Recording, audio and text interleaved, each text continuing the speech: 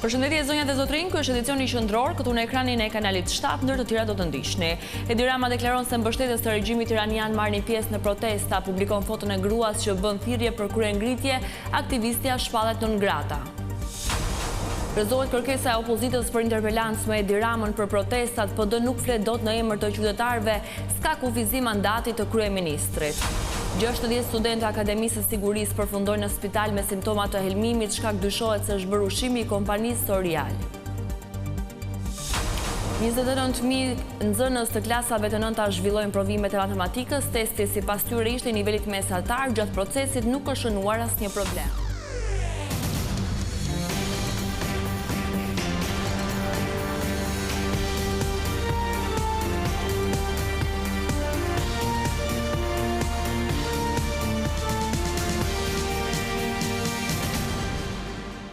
Do të vijojmë më gjërësisht me lajme. 60 studentë Akademisë së Sigurisë janë dërguar me urgjencë në spital pasi kishin simptoma të helmimit. Fatmirësisht të gjithë të rinjt morën mjekimin dhe janë jashtë rrezikut për jetën.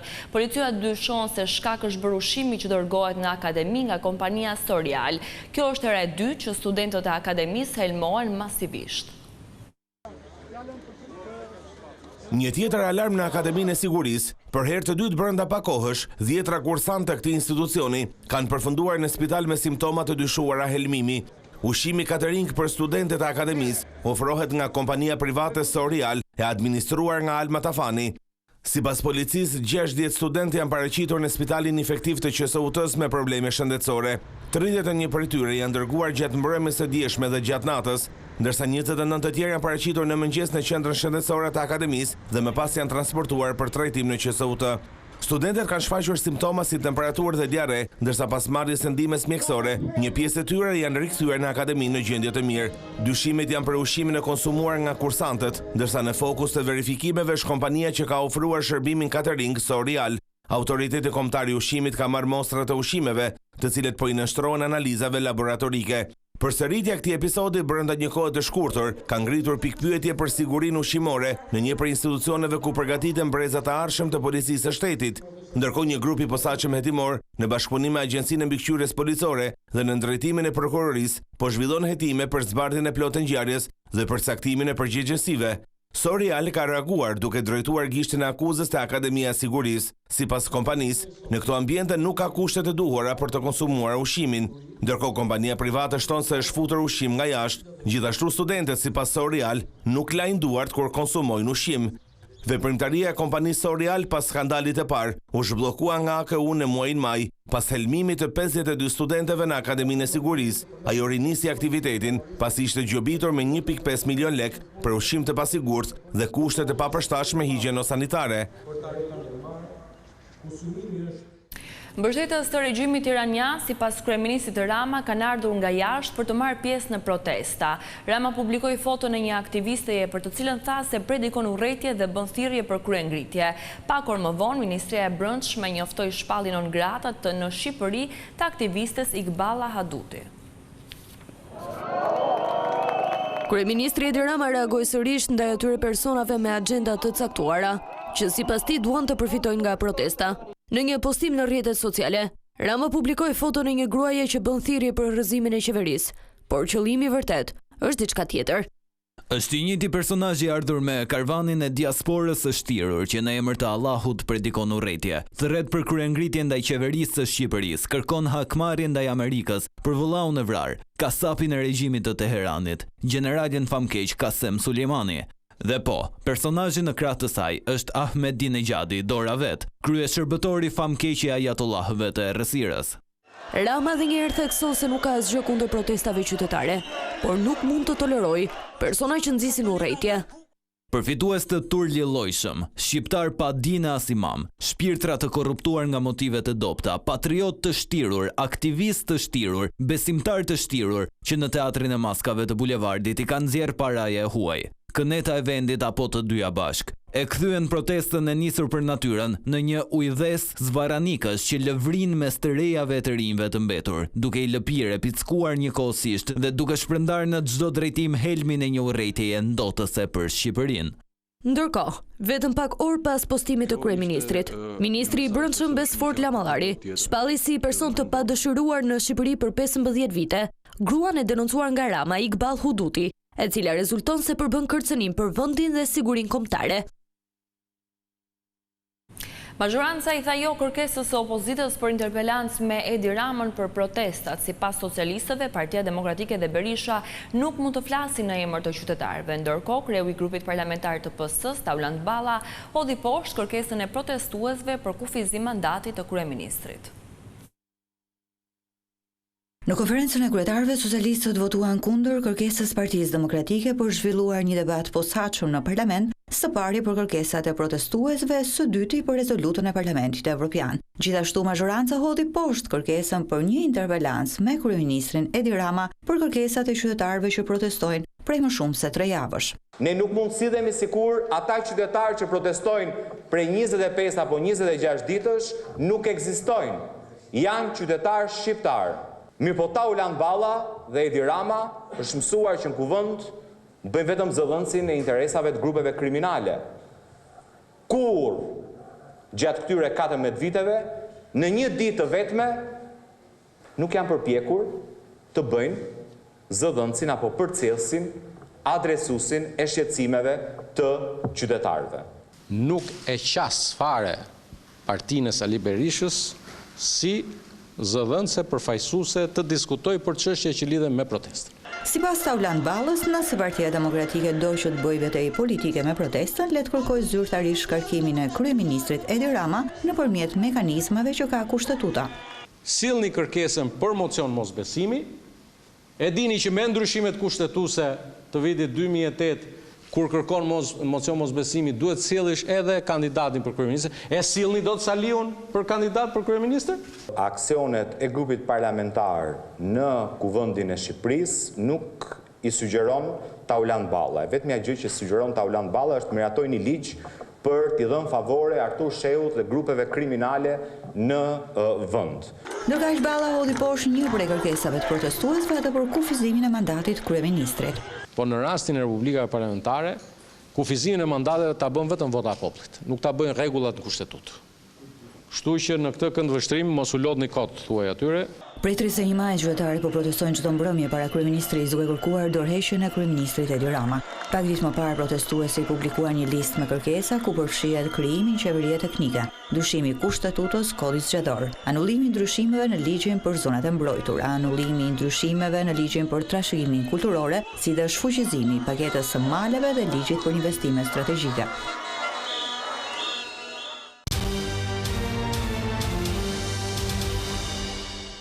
Policia e Kavajës ka mundur të zbardhë vrasjen e një 74 vjeçari nga vëllai i tij mbrëmjen e së mërkurës. Shkak i krimit është bërë konflikti për ushqimin e bagative, ndërkohë që autori është arrestuar.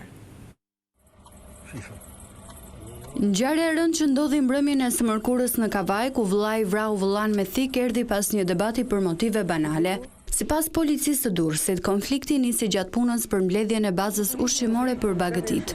Gjatë përplasjes fizike, Muhamet Reshka, 76 vjeç, goditi me thik vëllain e tij Eqerem Reshka, 74 vjeç. Gjatë përplasjes fizike, Muhamet Reshka, 76 vjeç, goditi me thik vëllain e tij Eqerem Reshkën, 74 vjeç. Si pasojë e plagëve të marra, i moshuari ndoroi jetë gjatë transportimit drejt spitalit. Në momentin e ngjarjes, të dy vëllezërit ndodheshin në ar duke kryer punë bujqësore në fshatin Agonas në Kavaj.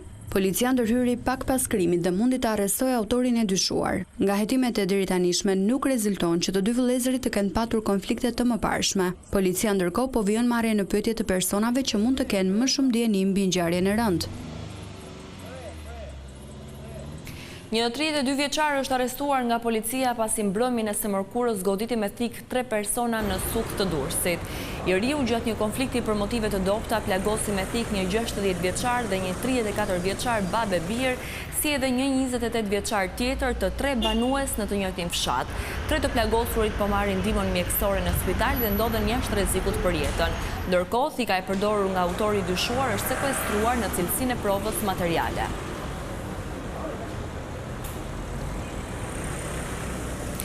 Ligji për shërbimin informativ shtetëror është ndryshuar vetëm me votat e socialistëve. Opozita kundërshtoi duke thënë se e drejta për të mbledhur informacion për cënim të stabilitetit të brendshëm mund të keq përdoret nga qeveria. Majoranca socialiste miratoi vetëm ndryshime në ligjin për shërbimin sekret shqiptar, i cili nuk kishte ndryshuar prej 21 vitesh. Opozita në Komision e Ligjeve votoi kundër e nënkryetari i Partisë Demokratike Oer Blykbashi ngriti disa shqetësime në lidhje me këtë ndërhyrje, duke u ndalur së pari tek forcimi i kompetencave të qeverisë sipas tij mbi këtë institucion. Që në momentin kur është Këshilli i Ministrave që përcakton një seri elementesh siç është edhe paga dhe më pas rregullime të tjera të brendshme që i jepen në dorë drejtorit për të përcaktuar mënyrën se si kontrollohen punonjësit e tjerë, fillon të krijohet një linjë varësie nga Këshilli i Ministrave. Ky është një institucion që u shërben gjithë shqiptarëve, nuk i shërben politikës. Dhe ndërhyrjet që janë bërë nuk janë bërë për të forcuar rolin e ekzekutivit, por janë bërë për të ruajtur pikërisht ato informacione që shiqi ka shumë sensitive. Blykbashi ngriti shqetësimin se kompetenca që i jep shërbimi të drejtën për të mbledhur informacione për stabilitetin e brendshëm krijon hapësirë për abuzime. Me këtë term stabiliteti i brendshëm mund të nënkuptohet edhe ndjekja e opozitës, e cila mund të përbëj problem për kryeministrin. Demokrati Blykbashi solli si shembull edhe rastin e protestës së qytetarëve, të cilën sipas tij dikush mund ta shohë si cënim të stabilitetit të brendshëm. Se mund të mendoj shërbimi informativ me një propozim nga kryeministri që ajo protesta që është sot në rrugë mund përbëj cënim të stabilitetit brendshëm. Askush nuk e di këtë gjë. Dhe në qoftë se ju filloni të infiltroni për këtë, kjo mund të jetë një shkelje shumë e madhe e kushtetutës. Shishi nuk është autonom si institucion. Ka kontroll të përditshëm nga inspektori i kryeministrit, i cili është i pavarur në shërbim. Jo, mund të vazhdojmë, se fillon këtu e mbaron. Ka kontroll dhe raportim në Komisionin për çështjet e brendshme, i cili në çdo kohë kërkon informacion nga shërbimi mbi çështje të caktuara, ka kontroll nga Presidenti i Republikës dhe nuk është e vërtetë që i vetmi kontroll është kontrolli i kryeministrit. Drafti miratuar nga Komisioni i Ligjeve ka vetëm 8 nene, bën disa rregullime në ligjin që ishte shumë i vjetër, duke hequr së pari termin kuvendi popullor apo duke ndryshuar emrin nga shërbimi informativ kombëtar në shërbimin informativ të shtetit. Por gjithashtu projektligji rregullon disa prej kompetencave të shërbimit e përjashton punonjësit e tij nga detyrimi për deklarim e kontroll të pasurisë.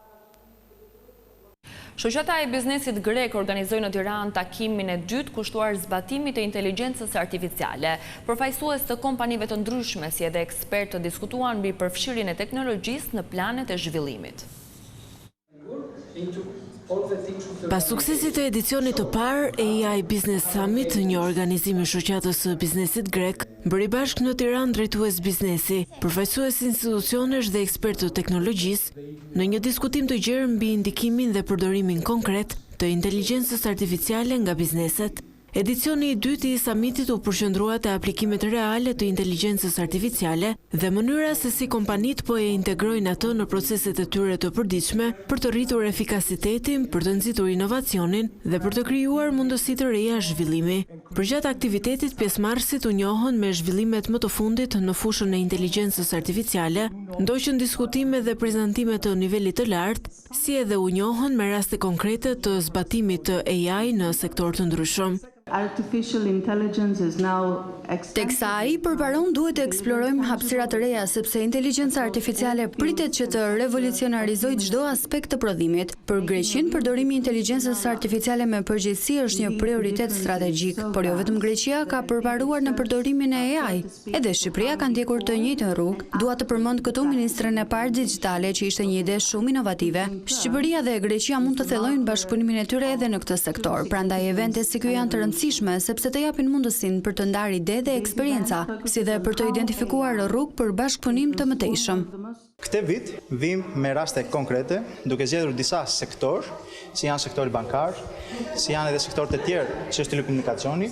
Ne si shoqatë e biznesit grek në Shqipëri e kemi si mision për ta krijuar këtë platformë, sepse nisëm si një ide thjesht, por me shumë perspektiva për të ndihmuar biznesin edhe për të krijuar një platformë të cilët do jetë sipërmarrja, akademia, teknologjia dhe institucion bazë, të cilat do diskutojnë por transformimi më të rëndësishëm të cilët kemi ditët tona që është inteligjenca artificiale. AI Business Summit rikonfirmon angazhimin e shoqatës së biznesit grek në Shqipëri për të promovuar transformimin digjital, inovacionin dhe dialogun konstruktiv mbi teknologjitë që po formosojnë të ardhmen e biznesit. Nxënësit e klasave të nënta në të gjithë vendin zhvilluan sot provimin e matematikës. Testi sipas tyre ishte i nivelit mesatar dhe gjatë procesit nuk pati asnjë problem.